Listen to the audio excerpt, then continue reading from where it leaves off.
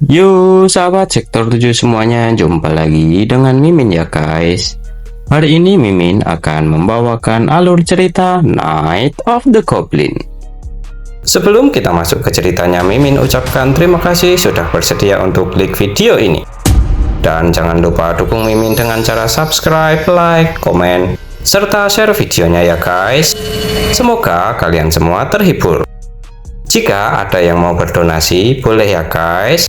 Link ada di deskripsi.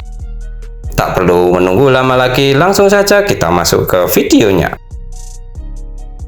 Pada video kali ini diceritakan bahwa setelah Siwo menyetujui persyaratan untuk membayar jasanya kepada Yosin, terlihat mereka saat ini berada di suatu tempat di pesisir timur. Di sana terlihat ada seorang kakek-kakek yang menyambut kedatangan mereka sebagai tamu kehormatan. Kakek itu pun memperkenalkan dirinya yang bernama Guparyun dan memiliki tanggung jawab mengurus Istana Naga Laut Timur. Serta mereka bisa memanggil dirinya pengurus Gu saja. Tak hanya itu, dirinya juga mengucapkan terima kasih karena eksekutif Song Suchong sudah bersedia untuk menghadiri perayaan ulang tahun Tuan Putri kali ini. Kemudian Yosin pun menanggapi jika seperti yang telah dirinya katakan sebelumnya, dirinya sudah bukan lagi bagian dari Song Suchong lagi.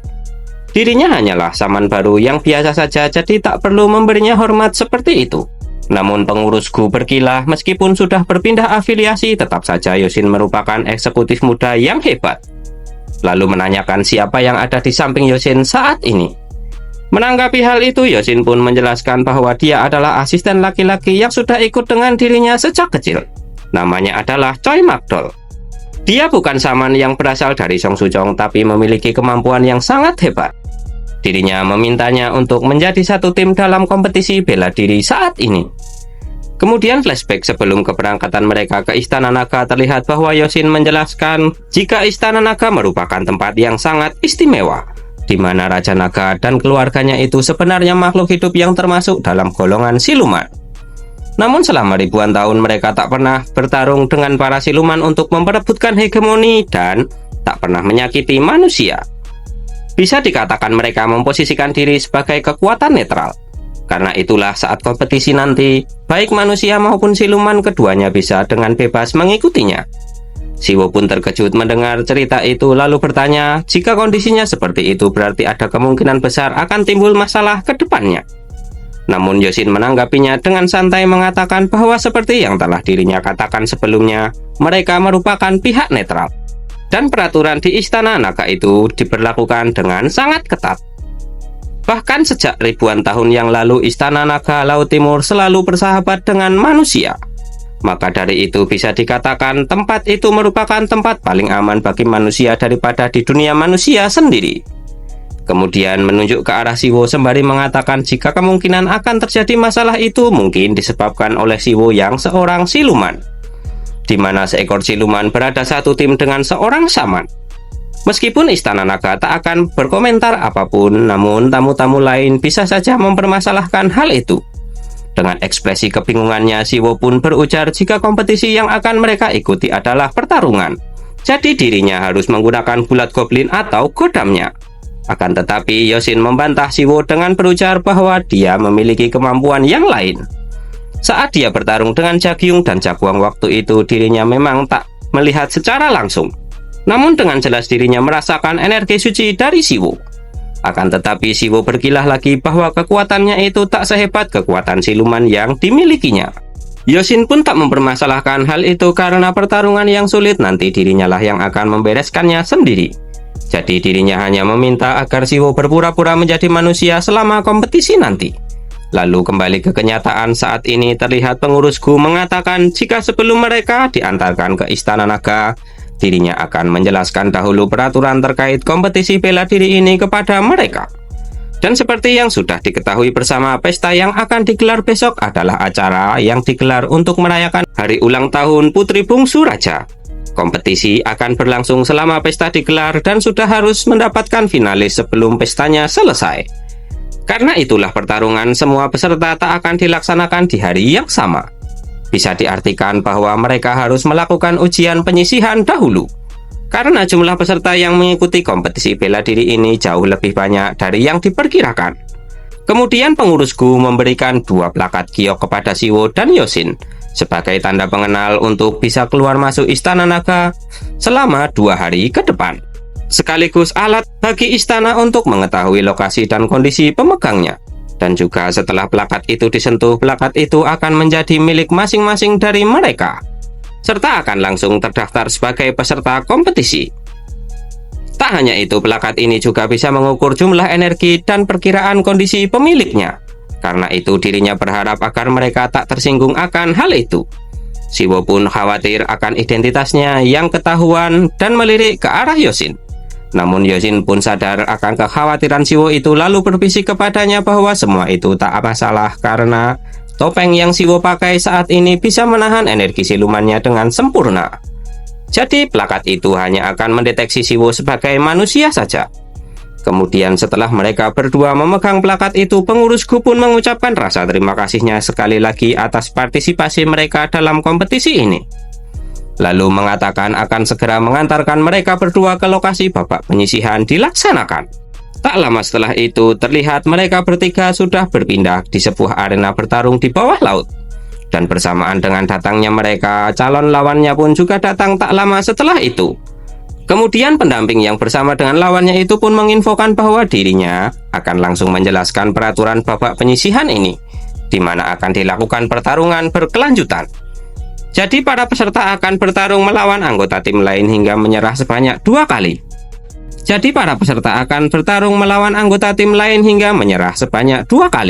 Dan jika peserta menyerah sebanyak 2 kali, maka peserta lawannya akan langsung memenangkan babak penyisihan dan hanya perlu menunggu instruksi berikutnya saja. Nilai peserta akan ditentukan berdasarkan akumulasi jumlah kemenangan peserta. Setelah itu, 8 tim yang memiliki nilai terbanyak akan masuk ke babak final. Mendengar hal itu, Yosin pun berujar dalam hati bahwa sistem kompetisinya terlalu kejam jika hanya untuk menyisihkan para peserta saja. Walaupun kata menyerah terdengar aman, namun peserta yang datang ke tempat ini pasti tak akan memiliki keinginan untuk menyerah begitu saja. Mengingat pertarungan final akan diadakan besok, itu sama saja dengan melakukan lari jarak jauh tanpa bisa melihat ke depan ataupun di mana garis finishnya. Jika salah mengambil langkah, maka semua akan berantakan dan sia-sia. Jadi inilah alasan mereka menyambut peserta secara terpisah, agar para peserta tak bisa menebak berapa jumlah seluruh peserta yang mengikuti kompetisi ini. Yosin pun merasa aneh dengan sistem babak penyisihan seperti ini. Akan tetapi tiba-tiba lamunannya pun disadarkan oleh Siwo yang tiba-tiba maju ke depan. Sontak Yosin pun menanyakan apa yang akan dia lakukan saat ini. Siwo yang menyamar pun meminta agar Tuan Muda tak usah khawatir, karena yang terpenting di sini adalah mempertahankan kekuatan fisik. Dan juga untuk dirinya yang tak terlalu kuat ini, sudah seharusnya dirinya lah yang maju duluan. Serta tak usah terlalu khawatir karena dirinya pasti akan menang. Kemudian pengurus Gu pun menjelaskan bahwa sebelum memulai pertarungan ini, dirinya akan menjelaskan secara singkat mengenai tim lawan. Mereka adalah para siluman Lipan yang datang dari wilayah Juko Semenanjung Korea. Keduanya adalah perwakilan Lipan besar Semenanjung Korea yang akan maju ke festival. Terlepas dari usianya yang masih muda, keduanya sudah mencapai level khusus. Mendengar hal itu, Yosin pun sedikit terkejut karena mereka bisa mencapai level khusus tanpa memangsa manusia. Itu mengartikan bahwa mereka berbeda dengan siluman-siluman biasa yang masuk ke dunia manusia. Kemudian berkata kepada Siwo, setelah mendengar hal itu, Siwo bisa mundur jika dia merasa tak akan bisa menghadapinya dengan kemampuannya. Sedangkan pengurus satunya memberikan informasi bahwa kedua orang yang ada di depan mereka adalah Shaman. Dan salah satu di antaranya dulunya merupakan bagian dari Song Suchong. Salah satu siluman pun menanggapi jika dirinya pernah mendengar kalau Song Suchong itu tempat berkumpulnya manusia-manusia terkuat. Tapi jika informasinya benar, saat ini dia bukan lagi bagian dari organisasi itu. Namun siluman satunya pun menyela dengan berujar jika dia tak perlu penjelasan lebih saat ini, karena dirinya sudah bisa memprediksi kekuatannya dari penampilan luarnya saja. Awalnya dirinya penasaran sekuat apa para shaman itu. Namun setelah bertemu, ternyata tak sehebat yang dirinya pikirkan. Energi anak yang berjalan di depan itu hanya selevel monster saja. Dan yang di belakangnya bisa dibilang setara dengan level khusus. Lalu menanyakan apakah jika lawannya terbunuh sebelum menyerah, dirinya harus bertanggung jawab juga. Pengurusnya pun menanggapinya dengan berujar tidak, karena semua peserta yang datang ke sini sudah memahami kecelakaan yang bisa saja terjadi selama turnamen berlangsung. Mendengar hal itu, siluman itu pun menyeringai senang dengan yang dinamakan pesta besar Istana Naga. Lalu bertanya kepada siluman satunya yang bernama Danok agar menyerahkan mereka berdua kepada dirinya. Alasannya adalah babak penyisian ini pertarungan berkelanjutan. Artinya sebisa mungkin mereka harus menghemat tenaga. Dan juga sebelum mereka menyerah, dirinya akan menghabisi mereka dan memakannya untuk menjadi lebih kuat lagi. Namun Danok pun protes dengan keinginan kakaknya itu untuk memakannya sendirian. Akan tetapi dia langsung menenangkan Danok dengan berujar agar dia tak usah khawatir. Karena ini merupakan daging manusia pertama bagi mereka, tentu saja mereka harus menikmatinya bersama. Tak lama setelah itu, Siwo dan siluman lipan itu pun sudah saling berhadapan di tengah arena. Siluman lipan itu pun meminta agar Siwo maju menyerangnya duluan. Dirinya beralasan bahwa untuk menghormati anak muda yang lemah yang sudah memberanikan diri datang ke sini. Jadi sebagai lawan yang lebih tua, dirinya akan sedikit mengalah. Sedangkan Yosin terlihat mengeluarkan ekspresi tak karuan sembari dalam hatinya berujar jika siluman itu sedang bertingkah dengan memancing Siwo duluan menyerang sembari merencanakan serangan balik yang mematikan untuk mengakhiri pertarungan sebelum lawannya bisa menyerah. Namun Siwo tak akan mungkin tertipu semudah itu, karena Siwo memiliki intuisi dan kecerdasan bertarung yang sangat hebat. Belum selesai kata-kata dari Yosin itu, dirinya dikejutkan dengan Siwo yang tiba-tiba melesat ke arah siluman lipan itu dan memukulnya. Walaupun pukulan Siwo bisa ditangkis serta melalui tangan satunya, dia sudah menyiapkan sihir murni kaki beracun naga bumi yang diarahkan kepada Siwo. Dalam momen setelah serangan siluman itu, ada dua variabel yang akan mempengaruhi semua kejadian ini.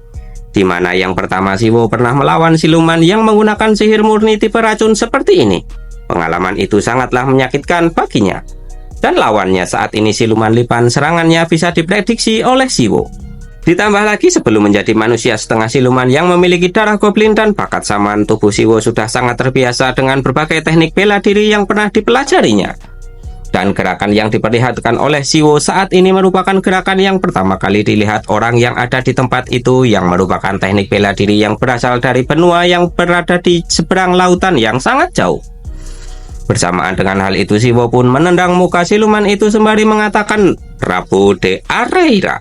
Siluman itu pun terkejut karena bisa terluka hanya dengan gerakan yang seperti main-main saat dirinya melihatnya. Siwo pun kembali mengambil jarak dan menyerangnya lagi karena yang Siwo incar adalah efisiensi serangan. Itulah teknik bela diri manusia yang Siwo pelajari selama ini, yang hanya berisi gerakan-gerakan yang ditujukan untuk membuat tubuh yang tadinya lemah menjadi kuat. Siwo pun memukuli siluman itu hingga 3 kali dengan cara yang sama. Dan Ok pun terkejut melihat kakaknya dibuat tak berdaya hanya dengan gerakan seperti main-main itu.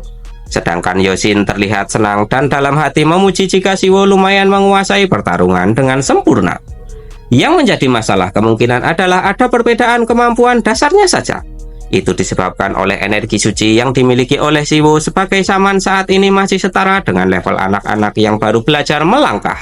Karena perbedaan itulah meski berhasil melancarkan pukulan telak sampai 3 kali, lawannya tak mengalami cedera yang berarti. Kemudian siluman itu pun bersiap melindungi dirinya dari serangan yang sama lagi dari Siwo. Namun di luar dugaan, Siwo mengeluarkan Raiju sembari berujar, tentu saja serangan yang akan dirinya lancarkan tak akan sama untuk keempat kalinya.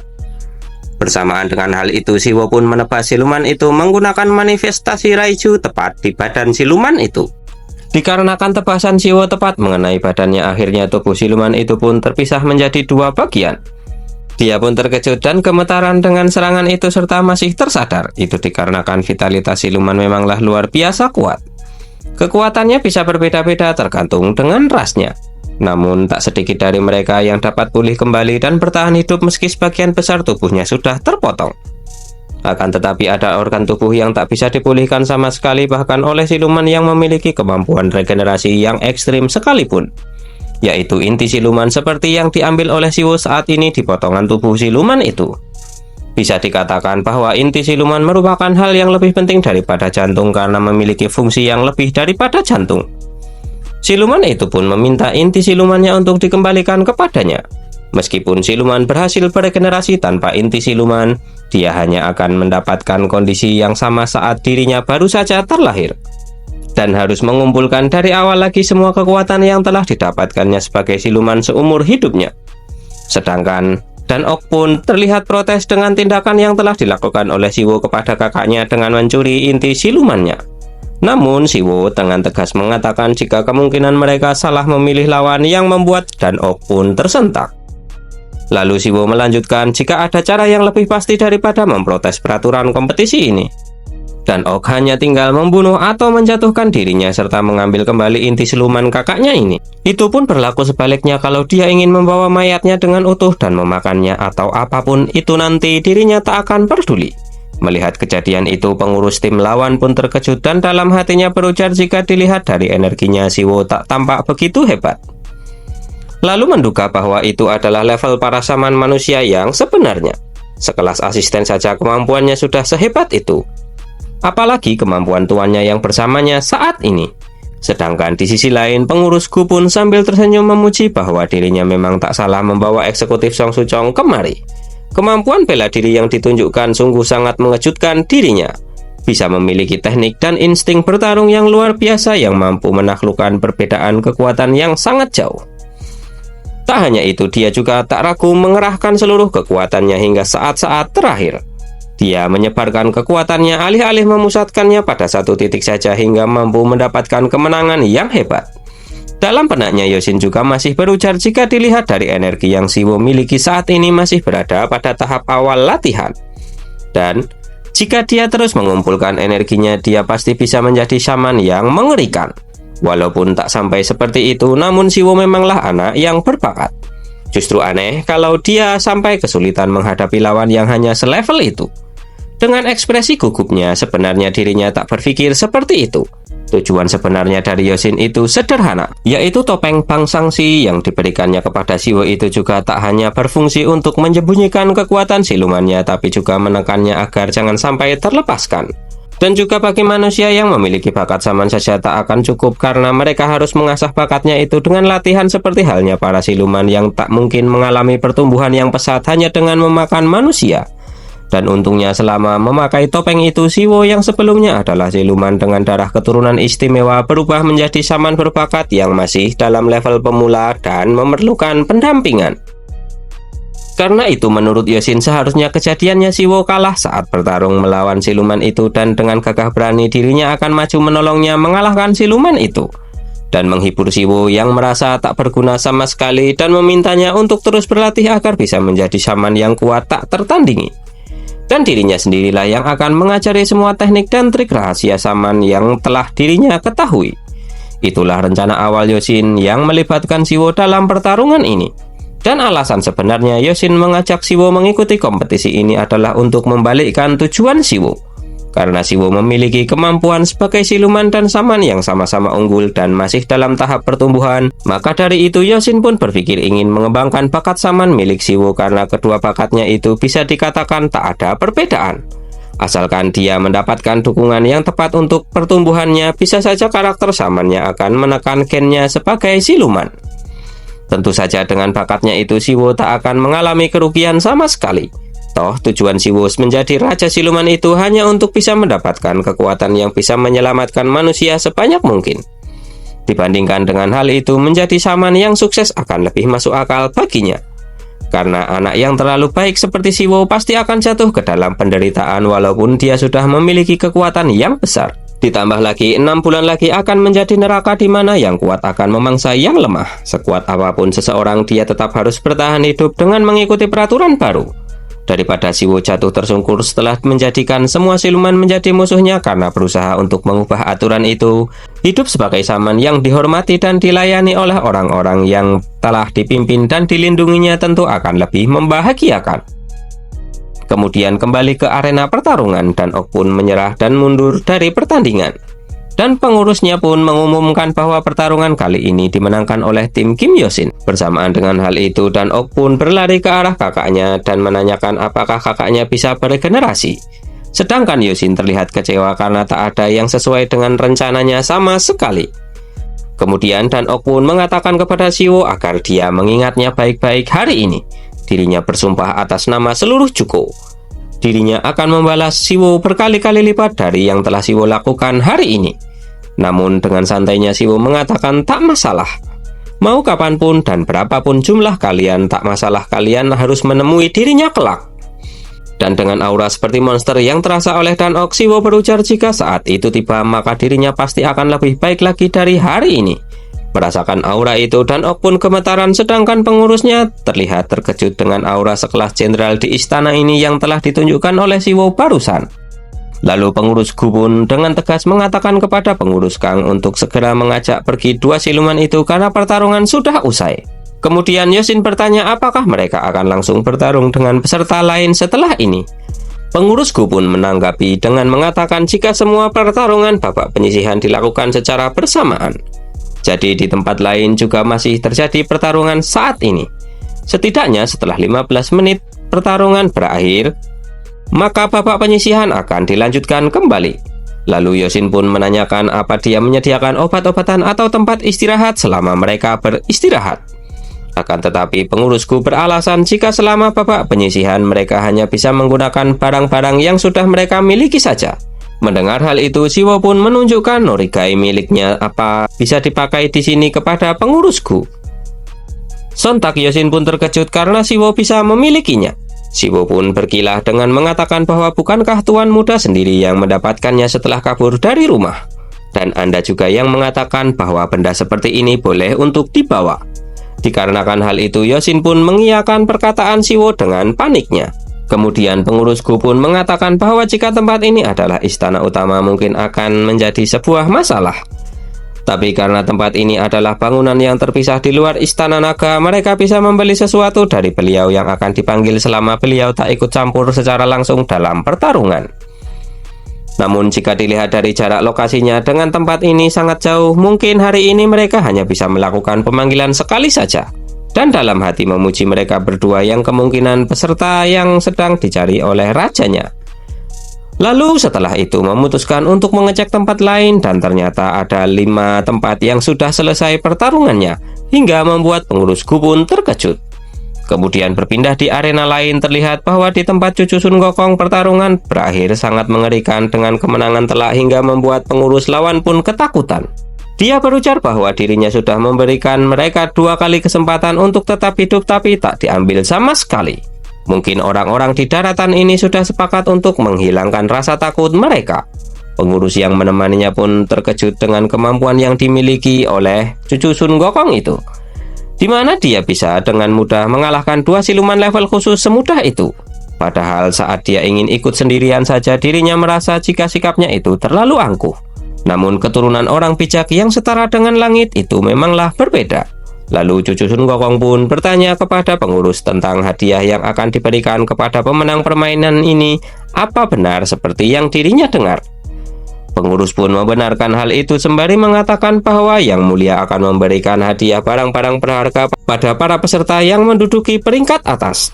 Dan pemenangnya akan mendapatkan kebebasan untuk memilih benda pusaka apapun yang ada di dalam gudang penyimpanan pusaka istana.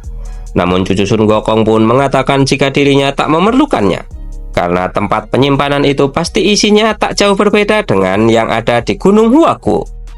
Yang menarik perhatiannya hanyalah satu hal, yaitu warisan yang ditinggalkan oleh kakeknya Sun Gokong di Istana Naga ini, dirinya ingin memilikinya. Bagaimanakah kelanjutan ceritanya? Kita lanjutkan di video berikutnya ya guys. Terima kasih sudah menonton. Jumpa lagi dan bye-bye.